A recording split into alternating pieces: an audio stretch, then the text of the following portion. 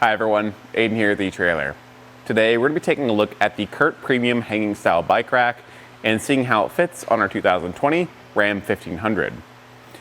This is going to be a pretty solid entry point for a hanging style bike rack, although I don't think it's the best fit for the Ram 1500, and we'll get to that in a bit. But if you're still interested, it does have a lot of features and benefits over some other hanging style racks. The first one being it's got these tapered arms. So for most hanging style bike racks, I recommend using a bike adapter bar for alternative frame bikes and kids bikes. And while that still remains true for the alternative frame bikes so that they can actually hang level, these tapered arms do help accommodate kids bikes a little bit better. It's not always a fix, but this does help those smaller frames fit over the arms depending on how small they are. In some cases, you might still need a bike adapter bar, so that's just something to keep in mind. In addition to that, it boasts a pretty good weight capacity of 180 pounds total. So however you distribute that between your different bikes, make sure you just don't overload it. And with the option for a 5-bike version of this rack, it's going to add a third set of those kids cradles and bump the weight capacity to 225 pounds. So you've got a lot of options with the Curt Premium. Now, aside from that, because it's a hanging rack, I don't recommend the use of carbon frame bikes on here because it can be damaging to the frame. And this rack does have a tilting feature, but you're not going to be able to use it as easily, and we'll show you why. So for now, you need to get the bike unloaded because that tilting feature can only be used with bikes unloaded. So get those straps popped off of the tabs and lift the bike up and away. Here's one of the things I don't love about this on the 1500 is that the arms are really high up, so it's kind of awkward lifting the bike up into place.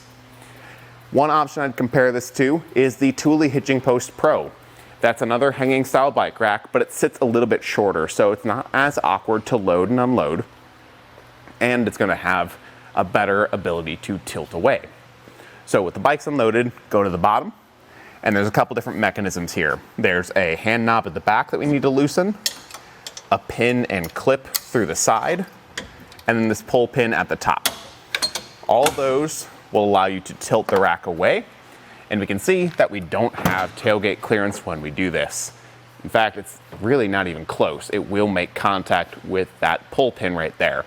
So if you need access to the back of your truck bed, you're really not going to be able to get it with the bike rack in the hitch, at least not full access.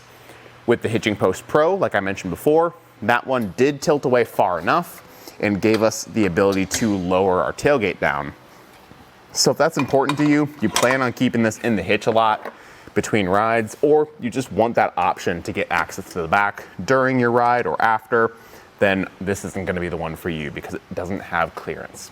It also sits a lot closer to the tailgate here, which there's not a ton of movement in the center mast here, but it's just something that I wouldn't be as confident with going down the road. From here though, we can get some measurements. We're going to start off with our distance added to the back and see how far this sticks out from the bumper. So taking a rough measurement here, we're going to see it's lining up right around 38 inches. So it does add 38 inches to the back of your truck.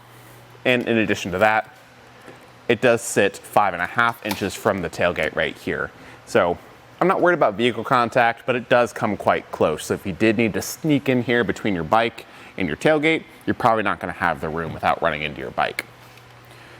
If you want to cut down on some space though when you're driving around and still leave it in the hitch, you can pop this pin and clip at the top and fold the arms down. This is going to allow us to just condense things down quite a bit and save some space.